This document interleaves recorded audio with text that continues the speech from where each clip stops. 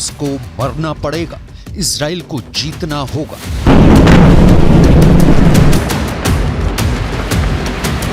Gaza युद्ध को 3 महीने से ज्यादा का वक्त हो चुका है। 23,000 से ज्यादा फिलिस्तीनी इजराइल हमास के युद्ध में मारे जा चुके हैं। उत्तरी गाजा, दक्षिणी गाजा, मध्य गाजा और गाजा शहर में हमास के लड़ाके पूरा जोर लगा रहे हैं कि किसी तरह से इजरायली सेना को जमीनी युद्ध में हरा दें। लेकिन हाईटेक और घातक हथियारों से लैस इजरायली सेना बेरहम हमले कर रही है। हालात ये हो गए हैं कि हमास के टॉप कमांडर से लेकर आईडीएफ से मोर्चा लेने वाले हमास लड़ाके बहुत बड़ी तादाद में मारे गए हैं।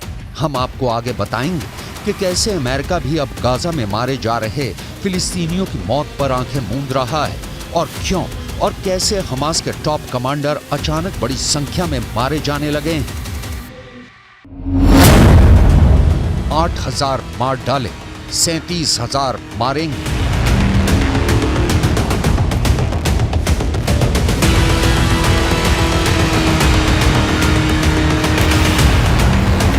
मिडिल ईस्ट मीडिया में इस वक्त गाजा युद्ध पर 2 तरह के दावे चल रहे हैं।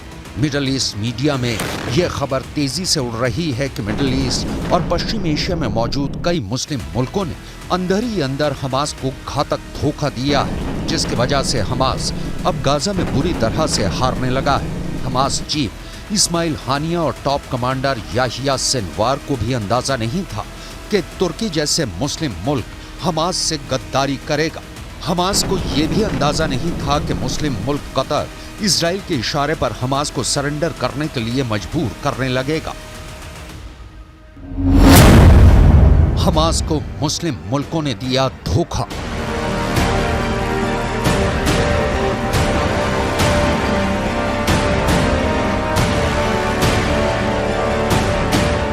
हमास के कमांडर अबू उबैदा का दावा है कि कतर ने एक समझौता हमास के सामने रखा था, जिसमें कतर कह रहा था कि अगर हमास हथियार डाल दे और इजरायली सेना के सामने सरेंडर कर दे तो इजरायली सेना हमास के लड़ाकों और कमांडरों की जान बख्श देगा। हमास के सामने कतर ने यह भी शर्त रखी थी कि हमास को गाजा छोड़ना पड़ेगा और पूरे गाजा में एक गैर हमास दलों की सरकार बनेगी। लेकिन हमास ने कतर, अमेरिका और इजराइल के सरेंडर समझौते को न सिर्फ ठुकरा दिया बल्कि दिसंबर 2023 से 9 जनवरी 2024 के बीच कम से कम 10 बड़े हमले इजरायली सेना पर किए हैं।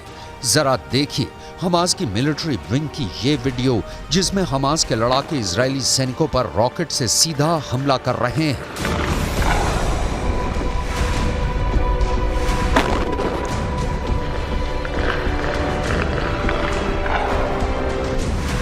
हमास मिलिट्री विंग के इस वीडियो में साफ देखा जा सकता है कि इजरायली लड़ाके गाजा सिटी में ऑपरेशन करने जा रहे हैं, लेकिन इसी बीच एक तबाह इमारत की बालकनी से रॉकेट से हमला किया जाता है जो सीधे इजरायली सेना के पास आकर गिरता है। इसके अलावा हमास लड़ाकों को घातक हथियारों के साथ मलबे और तबाह वाहनों के पीछे से भी हमला करते हुए देखा जा सकता है।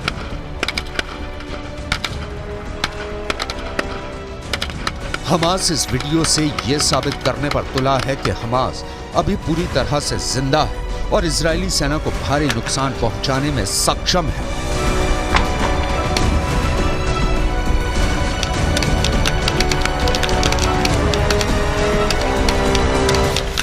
אתמול חשפנו באל-בורג' את מפעל הייצור הרקטות ואמצעי הלחימה הגדול ביותר של החמאס. במהלך הפעילות המבצעית להשמדת התשתית התת-קרקעית של המפעל, נגרם פיצוץ כתוצאה מירי טנק שזיהה מטרת אויב בשטח. ככל הנראה, פגז של הטנק פגע בעמוד חשמל סמוך שגרם להפעלת המטען.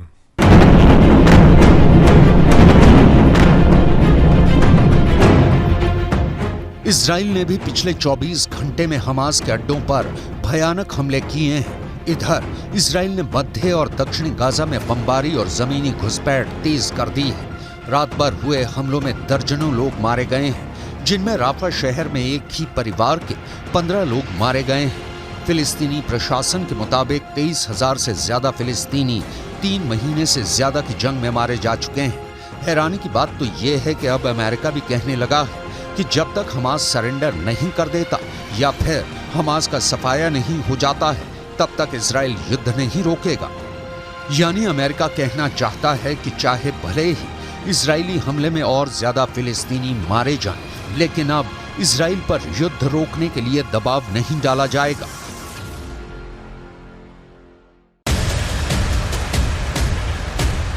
इजराइल की राजधानी तेल अवीव से 9 जनवरी 2024 को आई इन तस्वीरों को देखिए, जहां पर अमेरिकी विदेश मंत्री एंटनी ब्लिंकन इजराइल के प्रधानमंत्री बेन्यामिन नेतन्याहू के साथ मीटिंग कर रहे हैं। नेतन्याहू के चेहरे को देखकर साफ अंदाजा लगाया जा सकता है कि उन्हें गाजा में हमले और तेज करने की हरी झंडी अमेरिका की तरफ से अमेरिकी विदेश मंत्री एंटनी ब्लिंकन दे रहे हैं।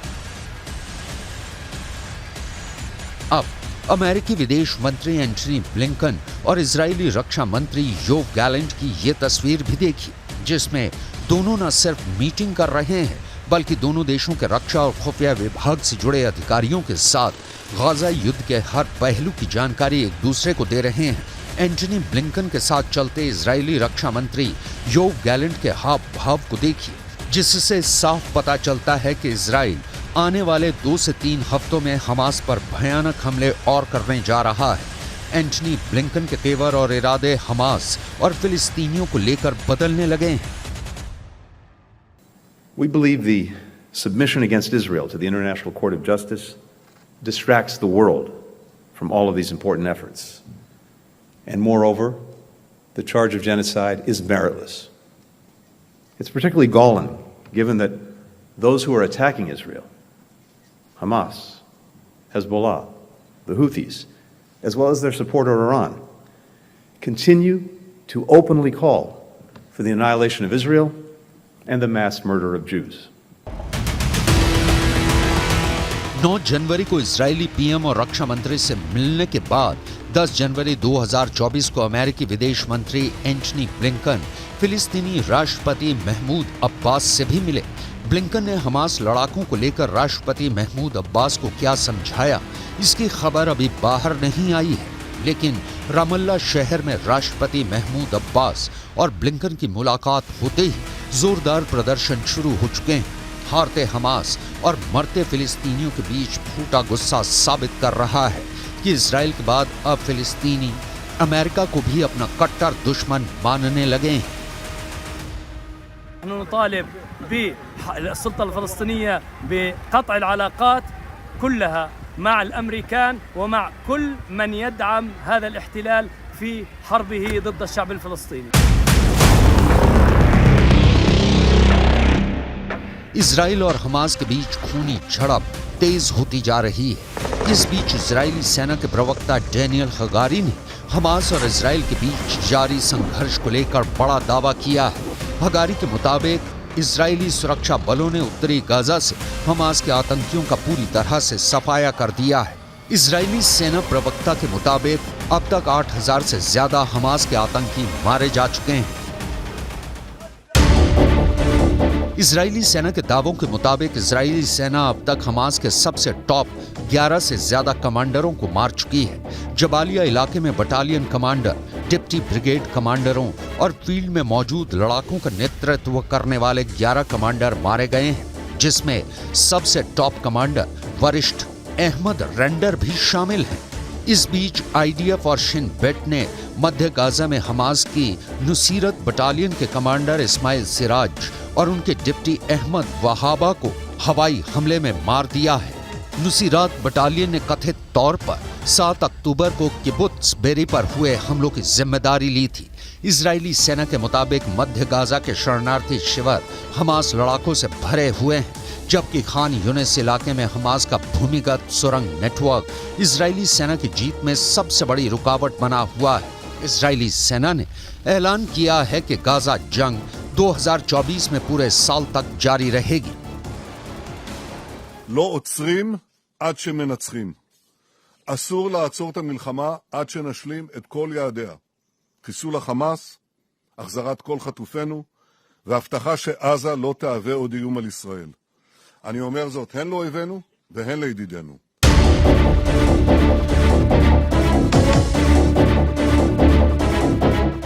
इजरायली सेना के प्रवक्ता डैनियल हगारी के मुताबिक दक्षिणी गाजा में हमास के लड़ाके अब पूरी तरह से एक्टिव हो गए हैं।